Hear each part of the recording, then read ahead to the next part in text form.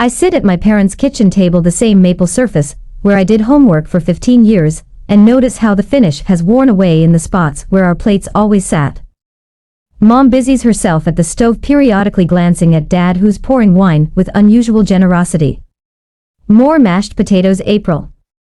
Mom asks, her voice pitched unnaturally high. I'm good.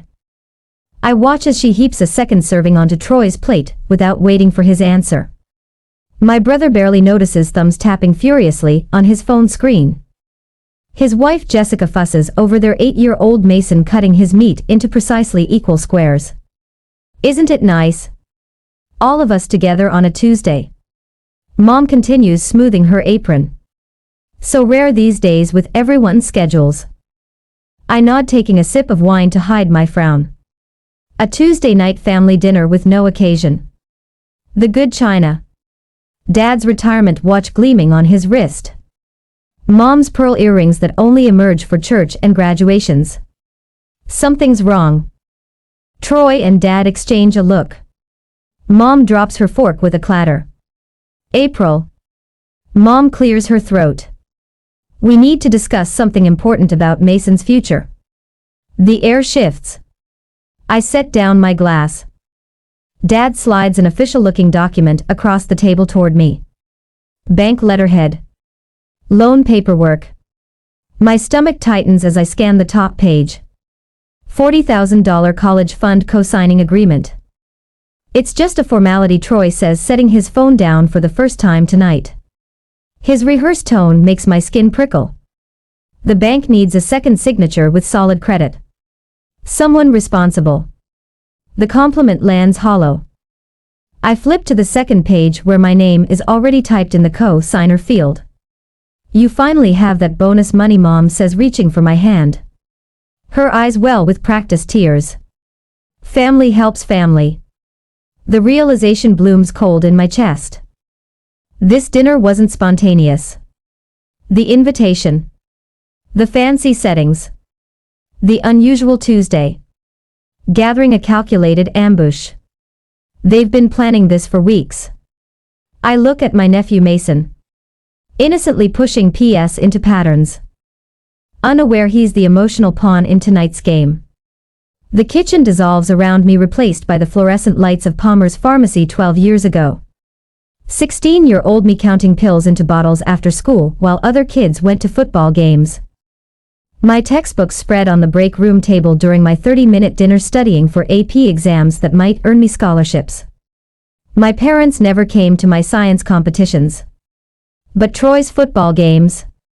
They had custom sweatshirts made. The day my full ride acceptance letter arrived, Mom had glanced up from preparing Troy's favorite dinner. That's nice, dear. Could you set the table? 2 months later they threw Troy a college send-off party with 50 guests. I celebrated my scholarship alone with a single cupcake bought from the bakery where I'd picked up summer shifts. The interest rate is reasonable, Dad says, now tapping the paper with his index finger, pulling me back to the present. And Mason's future depends on this foundation. My throat tightens. I need time to think about this. Troy's jaw clenches. The bank appointment is already scheduled for Thursday. Thursday. My voice rises. That's 2 days from now. After everything we've done for you, Mom interjects, dabbing at her eyes with a napkin. I nearly laugh. What exactly had they done? I paid my way through college with scholarships and part-time jobs. $60,000 in student loans that I finally paid off last month. No cosigners on those papers. Dad leans forward, his voice dropping to that commanding tone he used when I stayed out past curfew. This is what family does, April. Excuse me, I mutter, pushing back from the table. Bathroom. I lock the door behind me, grip the cool edge of the sink, and splash water on my face. In the mirror, my grandmother's eyes stare back at me, Gran, who raised 3 kids alone after Grandpa died, who taught me to stand tall when it felt easier to shrink. Your life belongs to you first. She used to whisper when I'd cry about Troy getting the bigger bedroom, the newer bike, the louder praise. My hands tremble as I dry my face. They expect me to walk back in there and sign away my financial future for a nephew whose college fund Should have been started by his parents years ago for a brother who's never once helped me, for parents who see me as the reliable backup plan. I straighten my shoulders, my grandmother's strength flowing into my spine. Thursday's bank appointment is already in their calendar. But my answer doesn't have to be the one they've scheduled. Have you ever been ambushed by family expecting your financial support? That moment when you realize the casual dinner invitation was actually a carefully orchestrated trap. Share your experience in the comments below. The next morning, the morning sun slants through my apartment blinds as I stare at my laptop screen, coffee forgotten beside me. My fingers hover over the keyboard, frozen by what I'm seeing. Account access 6:42 p.m. Tuesday. The company benefits portal logs every login. Yesterday, hours before the casual family dinner, someone viewed my bonus details from an IP address I don't recognize. I pick up my phone, scrolling to a contact I rarely use. 3 rings. Accounting department. Sylvia speaking. Hi Sylvia. It's April Donovan. Quick question, does Kathy Moore's daughter still work in IT? A pause. Lisa. Yes, but what's this about? The pieces click together like a puzzle I never wanted to solve. Lisa Moore, my mother's best friend's daughter, the woman who sends mom birthday cards every year. Who works in IT security? Just checking. Thanks. I hang up before she can ask more questions. My bank statement shows it clearly. $15,200 deposited last Friday. The exact amount mom mentioned at dinner, down to the dollar. They knew precisely what I had. My phone buzzes. Troy again, his 5th call since I walked out last night. I let it ring through to voicemail, then open my text messages. I scroll back weeks, finding the group chat I muted long ago. Troy. She just got her bonus. Mom confirmed amount. Dinner strategy still on for Tuesday. Dad. Confirmed. Your mother's making her favorite meal. Troy. Perfect. She won't see it coming. My stomach twists as if someone punched me. I slam the laptop closed and cross to my closet, dragging out the old cardboard box I've moved with me to every apartment since college. Inside, beneath yearbooks and school certificates, I find my childhood diary with the broken lock. May 15th. Mom and Dad bought Troy a car for graduation. They gave me a card with $50. The 3rd of September, missed my science competition because Troy had a scrimmage. Dad said there'll be other competitions. The 25th of December. Troy got the new computer. I got clothes for school. Page after page of documented favoritism written in increasingly smaller handwriting, as if I was trying to make my complaints take up less space, just like I always did at home. At the bottom of the box lies a folder of loan documents. My name alone on every page. No cosigners. No parental support. My phone rings again. Troy. What? I snap, answering against my better judgment. You need to stop being difficult, he says, skipping hello. Mom's been crying all morning. I'm not signing those papers. Family helps family, April. What would Gran say if she saw you being so selfish? The mention of my grandmother makes my blood boil. Don't you dare use Gran against me. She taught me to stand on my own feet, something you never learned. Look, Mason needs this. It's his future. Why can't you or Mom and Dad cosign? Why me? His pause tells me everything. Because your credit score is better, he finally admits. Dad's retirement affected their score and Jessica, and I have the house mortgage. So I'm the backup plan. You're being dramatic. Dad says you're embarrassing the family. People at church are asking questions. My doorbell rings. I peer through the peephole to see Jessica standing there, perfectly styled as always. I have to go, I mutter, hanging up. Before I can decide whether to open the door, my phone chimes with a work email. From Janice in HR. Is everything all right? I received a concerning call from a relative of yours about your difficult time. I nearly dropped the phone. They're calling my workplace now. The doorbell rings again, more insistent. However, I don't answer and prepare for work, as I had a meeting later that morning. At work later, Margaret from the research lab drops into the chair beside my desk. At 62, she's seen it all. Her salt and pepper curls framing a face that doesn't suffer fools. "You look like you haven't slept," she says, pushing a coffee toward me.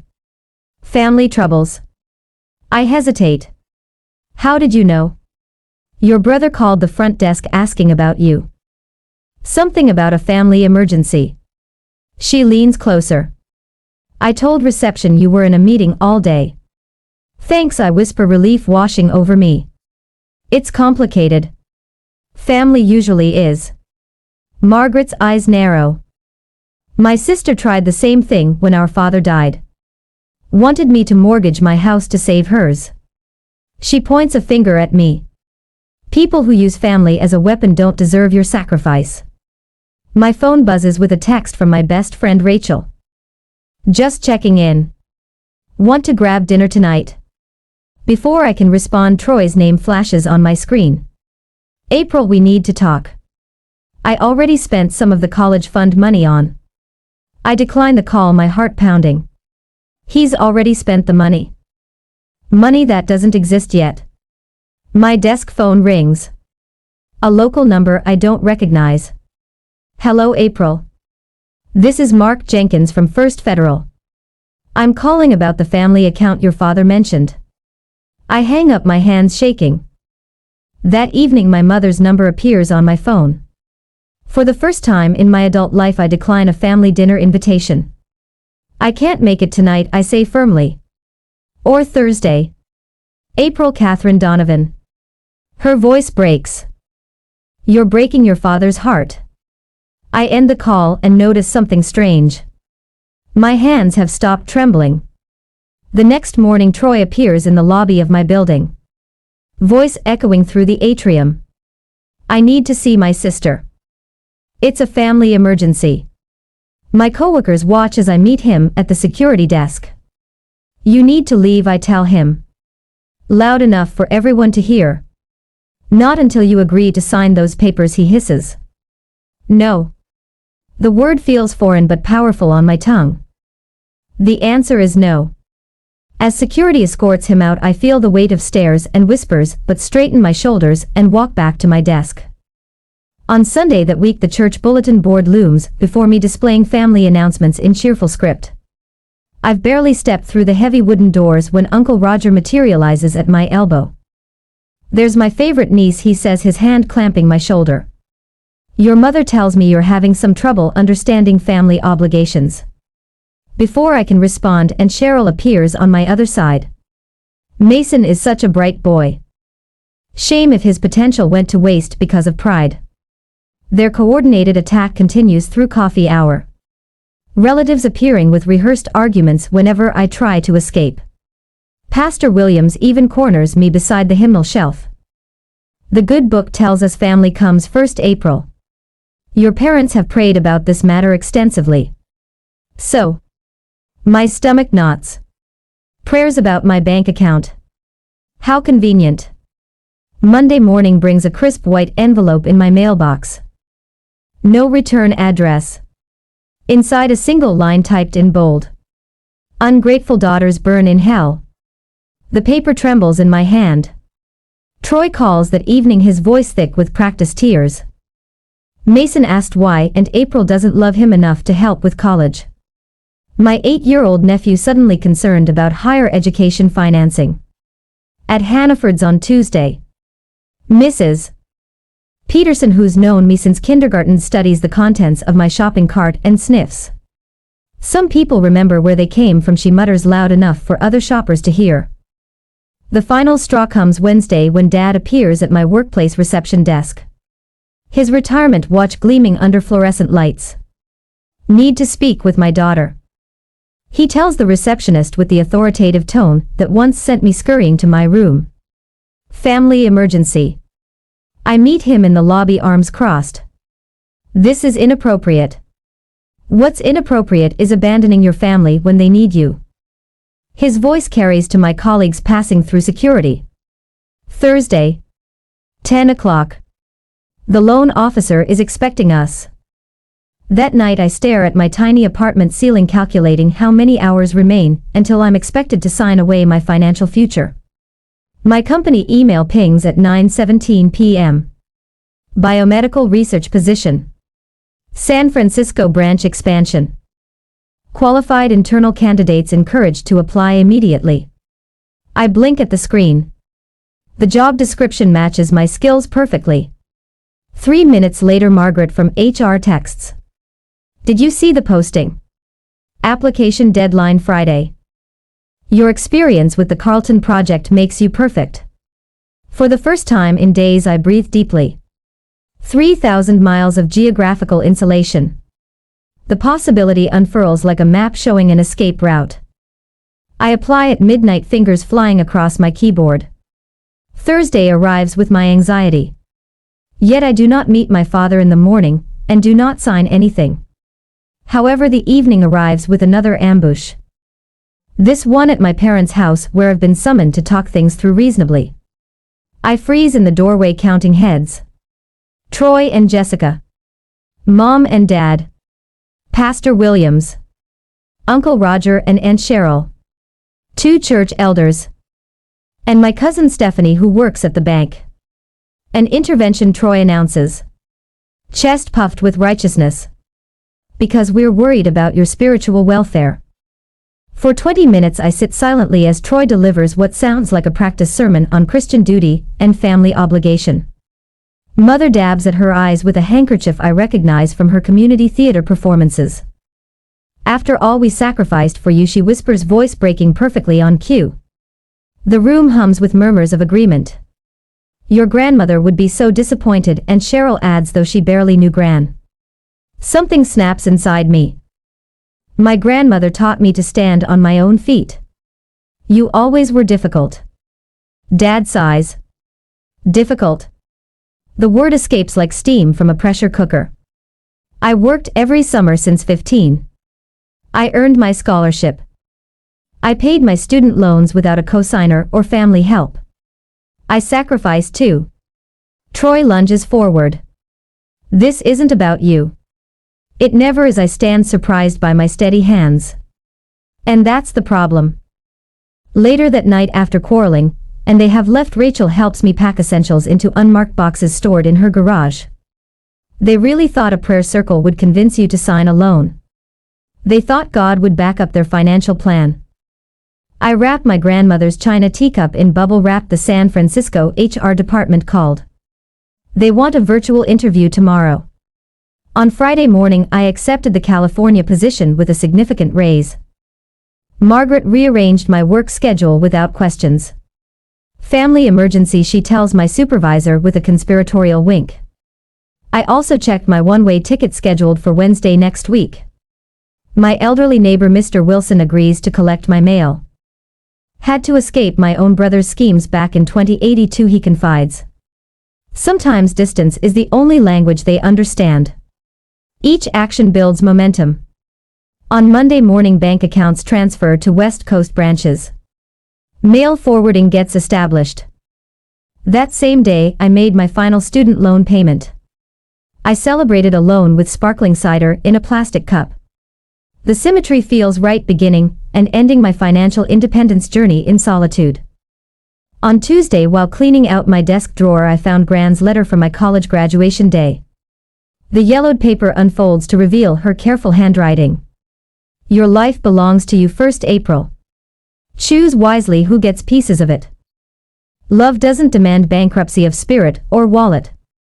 That night I cry for the first time since this began. Not from fear or guilt, but from recognition. In the morning mirror, I see Gran's determined eyes staring back at me. My goodbye letter takes 3 drafts. Not apologizing proves hardest. I place it in an envelope addressed to my parents, leaving it on my kitchen counter next to a check for $500 toward Mason's future. A gift, not an obligation. The California lease agreement arrives by email. My signature flows easily across the electronic document. The weight on my chest lightens with each letter. My phone buzzes with Troy's text. Dad's getting the papers notarized. Be at the bank Thursday at 10 a.m. I don't respond. Just check my flight itinerary one final time. Wednesday departure. One-way ticket. And that's how I just left that Wednesday night. The rideshare driver helped load my 2 suitcases at the airport after I arrived to San Francisco. Big trip. The biggest. I respond ready to accept my new life away from my family. As the car merges onto the highway away from the airport, I watch the city skyline through the window. With each step closer to my new life, my smile grows wider, stretching toward a California horizon where no one waits with papers for me to sign. California sunshine streams through unfamiliar curtains as I stretch on the bed of my hotel where I am staying until the end of this week. I am moving to my new apartment on Sunday. My phone remains deliberately off, sitting on the nightstand like a dormant bomb. Right now my family is assembling at First Boston National Bank, checking watches and growing increasingly irritated by my absence. My meticulous planning led to this moment. I think back to the family Sunday dinners I attended with practiced smiles. The careful way I responded to Troy's persistent questions about the loan with vague phrases like "I'm still looking into it," and "the timing isn't ideal right now." I remember how my family forced me, especially my father. "The appointment's confirmed for Thursday at 10, you'll be there." Not a question, a command. I nodded noncommittally while loading the dishwasher, buying precious time as my escape plan solidified. Last night, while they slept in their comfortable suburban homes, I boarded Flight 1422 to San Francisco. As the plane lifted through Massachusetts clouds, I felt the weight of 30 years of obligation fall away. My chest expanded with each mile west.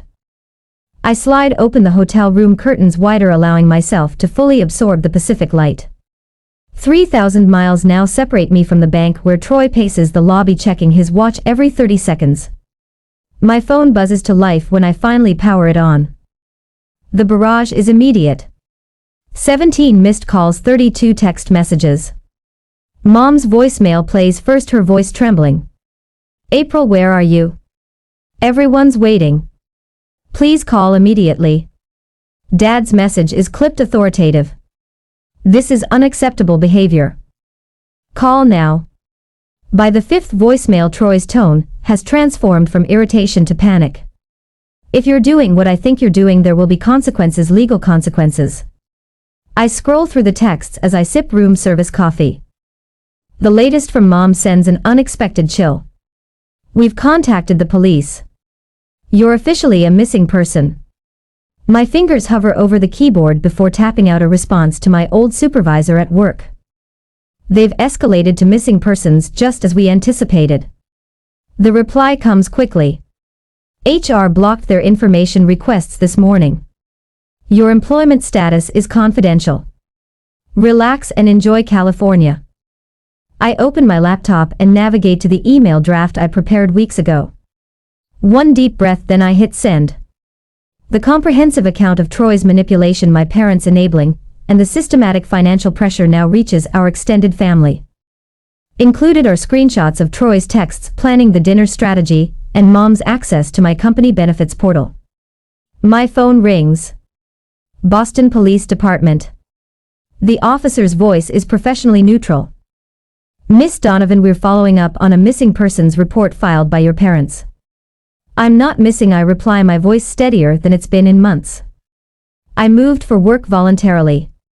"That's what we figured," he says, the hint of a smile in his voice.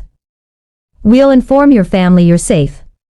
A notification appears, a private message from Jessica, Troy's wife. "I understand why you left. He does this to everyone. Be safe." Throughout the afternoon, my support network activates like a well-rehearsed orchestra. Rachel confirms to my frantic mother that I'm safe and well but need space. Margaret sends a brief text. "Office gossip shut down. Your replacement story is holding. Enjoy the Sunday, Mr. Wilson." My elderly neighbor reports that my parents appeared at my old apartment demanding access. "Told them you'd moved on. Legally. Properly." They left disappointed. My new California supervisor sends a welcome email introducing me to the team. No questions asked about my sudden arrival date change. Tonight they've arranged a casual dinner. As evening approaches, the family facade begins showing its first cracks. Mom's church friend Betsy messages. Your mother's telling everyone you had a breakdown. Several of us suggested she respect your privacy. I always told her you deserved better. Uncle Frank, Dad's older brother, emails. Got your explanation. Not surprised. Troy's had his hand out for years. Bank called me about his previous loan applications after your no-show. Things unraveling here. I step onto the hotel balcony watching the sun sink toward the Pacific. For the first time in months, genuine laughter bubbles from my chest. Unexpected. Liberating. 3,000 miles of distance has accomplished what years of conversations could not. Freedom tastes like California air. Crisp and full of possibility. The welcome dinner notification pings on my calendar. New colleagues. New beginning. No history. I dress carefully, appreciating how my shoulders have already relaxed away from my ears. As I prepare to leave, one final text appears. From Mason, Troy's 8-year-old son. Obviously using Jessica's phone. And April, when can I visit California? I smile, typing back. Someday soon, buddy. Someday soon. 3 months later, I am dealing with projects, meetings, new clients.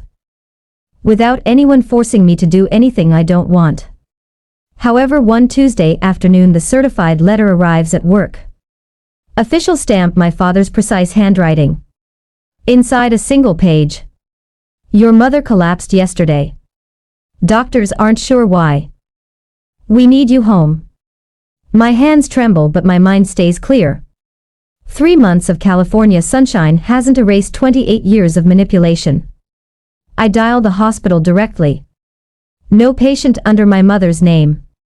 Looking for creative ways to make you answer. Margaret comments during our lunch break on a video call. She recognizes family manipulation tactics better than most therapists. What's the count now? 5 and 3 days, I say, scrolling through my phone.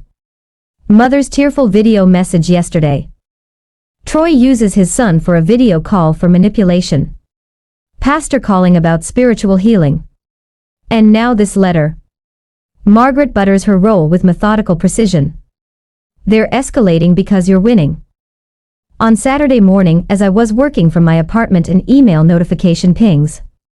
Legal notice about family trust obligations from a law firm I've never heard of. A quick search reveals no such firm exists in Massachusetts. My phone vibrates with Troy's name. Against better judgment, I answer. Mason wants to say goodbye before. Troy's voice breaks perfectly on cue. Before what, Troy? Before he stops asking about you. Kid doesn't understand why his aunt abandoned him. The old guilt rises, but something new rises faster. Anger, clean and clarifying. Put Mason on if he's actually there, I say. A pause. He's at school.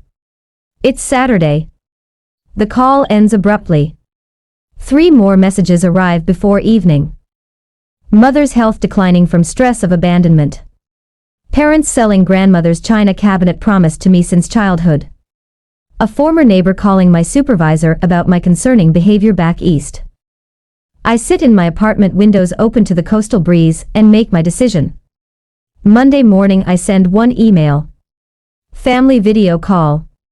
Thursday, 7 p.m. Eastern. All of you together. Their responses flood in immediately. Mother's tearful acceptance. Father's stern agreement. Troy's smug certainty. The apartment fills with sunset light Thursday evening as I arrange my laptop precisely. Behind me, no family photos. Only my degrees and certification awards. I've prepared for this moment like a surgeon for a complicated operation. At exactly 7 o'clock, I click join meeting. Their faces appear in boxes across my screen. Father at the head of their kitchen table. Mother dabbing tissues beside him. Troy and Jessica with Mason visible in the background. Pastor Wilson in the corner. 3 sets of aunts and uncles I barely recognize. April. Father begins. Authority coding his voice. We've gathered as a family to discuss your concerning behavior and I'll be speaking first. I interrupt. My voice steadier than it's ever been addressing him. I have prepared remarks and evidence that requires your full attention. Mother starts to protest, but father raises his hand to silence her.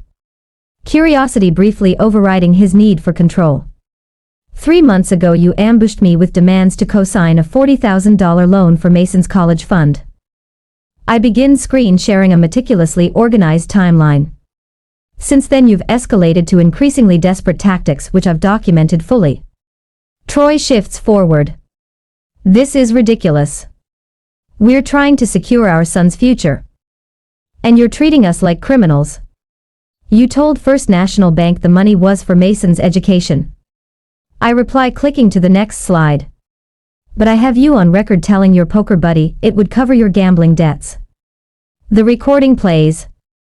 Troy's unmistakable voice. April's bonus is exactly what I need to clear the tables. Once she signs, I'll worry about Mason's college later.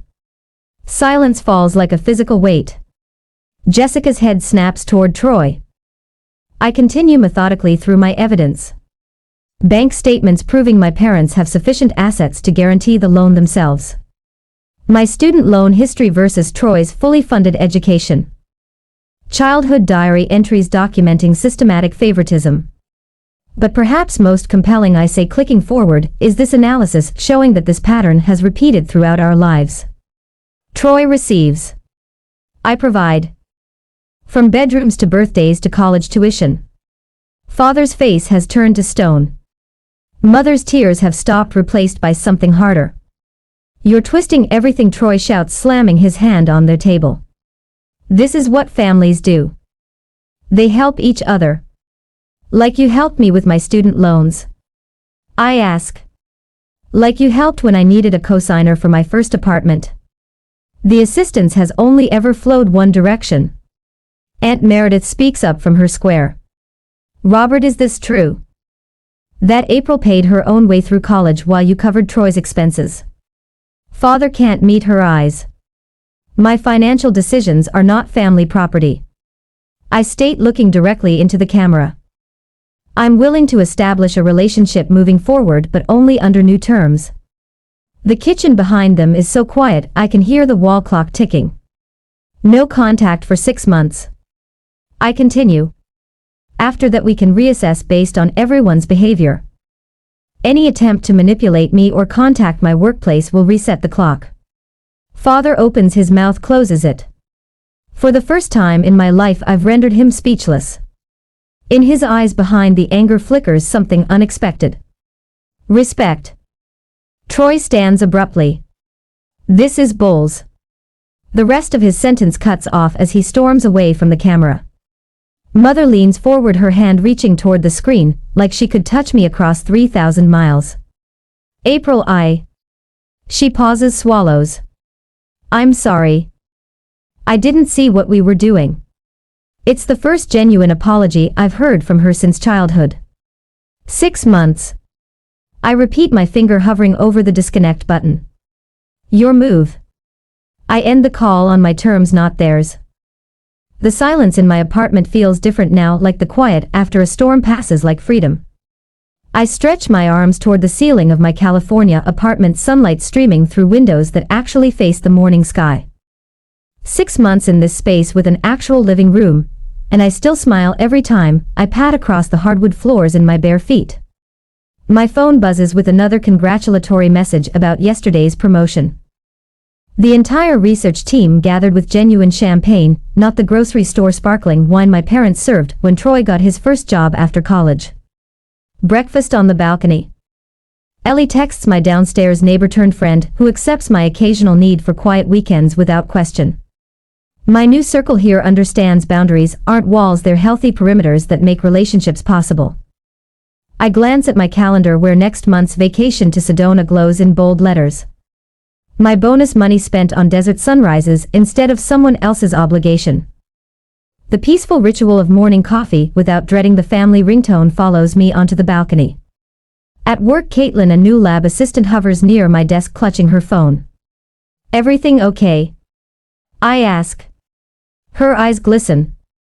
My brother needs cosigners for his business loan. My parents are pressuring me, but I just started paying off my student loans. 6 months ago I'd have mumbled awkward sympathy. Today I pull up a chair. Your success belongs to you, I tell her, my voice steady. You're not wrong for protecting it. The words flow without bitterness. Later, declining a request from a colleague feels simple. My no emerges without the guilt that once twisted my stomach into knots. Back home, Grand's letter hangs framed beside my degrees. Your life belongs to you first. No longer hidden in a drawer but displayed proudly like the woman I've become. Twice monthly therapy sessions have helped me understand the patterns carved into my childhood. The golden child dynamic isn't your creation or your responsibility, my therapist reminded me last week. The realization landed differently than before, settled rather than stinging. Weekends now include volunteer work at a women's financial literacy program. Last Sunday, I met Eric. They're a curriculum developer whose gentle questions never probe beyond my offered boundaries. His hand in mine feels like invitation, not demand. Cousins from my mother's side reached out after my departure, distant family bridges rebuilt on mutual respect rather than obligation. Last night I realized I hadn't thought about the loan in weeks. The space it once occupied now filled with actual living. Mother's letters arrive monthly, now hesitant at first, then increasingly sincere. I never considered how differently we treated you and Troy, she wrote recently. Dad's stubborn silence has softened to brief text messages about weather and baseball scores, small steps across a wide gulf. From Rachel, news that Troy faces foreclosure without my financial safety net. Jessica brought Mason to visit last month without telling Troy her quiet rebellion against years of enabling his demands. Thanksgiving approaches and my dining table will host the family I've chosen, Ellie, coworkers, neighbors who've become friends. Margaret visits next week during her retirement celebration trip. Rachel flies in Thursday, already planning her toast to the woman who chose herself. Mr. Wilson's congratulatory letter sits on my desk, his careful penmanship reminding me that courage looks different at every age. Yesterday marked my freedom anniversary with a small cupcake, a tradition I'll continue yearly. This morning I opened a savings account specifically for Mason's education, my terms, my choice, the note I'll give him on his 16th birthday already drafted. Your future is yours to build, but support should come freely. Bye. I close my laptop on today's completed project, carrying my tea to the balcony. The Pacific stretches before me, vast and glittering. Standing with arms outstretched, face warmed by sunset, I finally understand freedom isn't the absence of family but the presence of choice. Have you ever had to set firm boundaries with family? How did they respond when they realized you wouldn't back down?